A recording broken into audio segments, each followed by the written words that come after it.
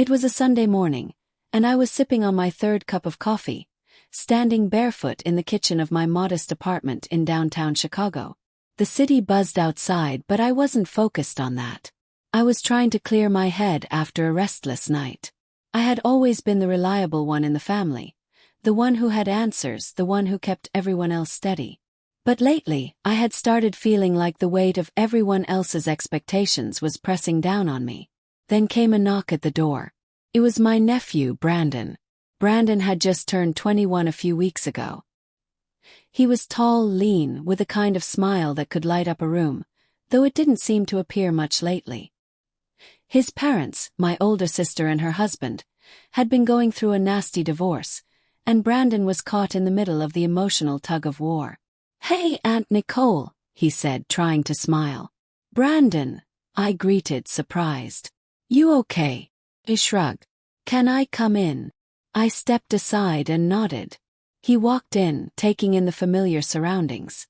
I closed the door and followed him into the living room. "Want something to drink? Coffee? Juice?" "Just water," he said. I handed him a glass, and he sat quietly on the couch. He looked like he wanted to say something but didn't know how to begin. "You want to talk?" I asked gently. He looked at me, then away. "Yeah. But it's weird. I don't know how to say it." I sat beside him, turning my body to face him. "You know you can tell me anything, right?" He nodded. "I know. That's why I'm here." There was a long pause. He stared at the water in his hands before speaking again. "I've been feeling lost, Aunt Nicole. Everything's been upside down. Mom's angry all the time. Dad moved in with someone else already. Me. I don't know where I fit anymore." I reached out and placed my hand on his shoulder. "You've been through a lot, Brandon. No one expects you to have it all figured out." He sighed, then looked at me seriously. "There's something I've always wanted, but I've never had the courage to ask for it. Until now." I blinked. "Okay."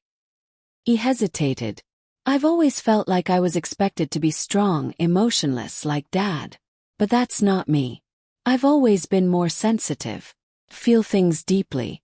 And lately, I've realized something about myself that I've never shared with anyone." I leaned in, nodding gently, encouraging him. He took a deep breath. "I want to learn how to express myself. To find comfort not just as a man but as someone with feelings. I want to be able to open up without being judged. And I thought, maybe you could help me." I tilted my head, unsure.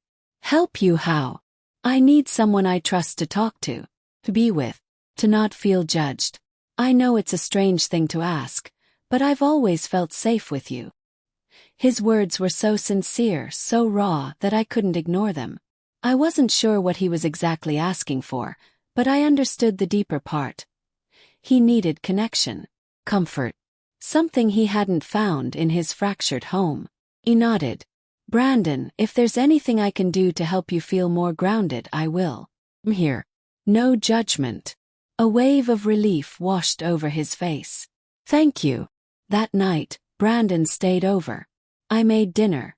Grilled chicken, vegetables, and mashed potatoes, just like when he was little. We watched a movie on the couch. Some action comedy with over-the-top scenes, but it made us laugh. He looked more relaxed than I'd seen in months. Over the following days, we spent more time together. He'd come over after work, talk to me about his job, his dreams, his insecurities. I listened without interrupting. I gave him a space to exist without being measured. One evening, he came by with a small journal. "I've started writing things down," he said. "That's great," I replied. "It helps to get it out of your head." "I've written about you too," he admitted, a little shy. "About how you've always been there. You've given me something I've never had before. Unconditional understanding." That made my throat tighten. A week later, we took a walk by the lakeside. The wind was cool, and the waves gently lapped against the shore. "There's something else," he said, stopping to look at me. "My wish, it wasn't just to talk.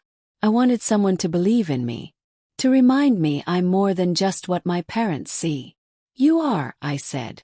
"You're so much more." He smiled, really smiled. That's why I said what I did. Because you're the only one who makes me feel that.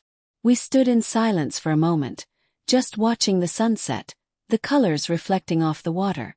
That moment felt full, like it contained everything unspoken between us. Trust, healing, unconditional care. Over time, Brandon found his footing. He applied to a creative writing program at a community college, started volunteering at a local youth center, and eventually moved into his own place. But we remained close. We texted daily, had lunch every week. He always thanked me for listening, for saying yes when he made his strange emotional wish. Years passed. At his graduation, he gave a speech. I owe everything to one person, he said from the podium. Someone who didn't judge me, who made me believe I mattered, who said yes when I was too scared to even ask properly. Aunt Nicole, thank you. I cried that day, overwhelmed. Looking back, it wasn't a grand gesture I gave him. Just presence, compassion. But sometimes that's all someone needs. When he had a wish, I said yes. And I'm so grateful I did.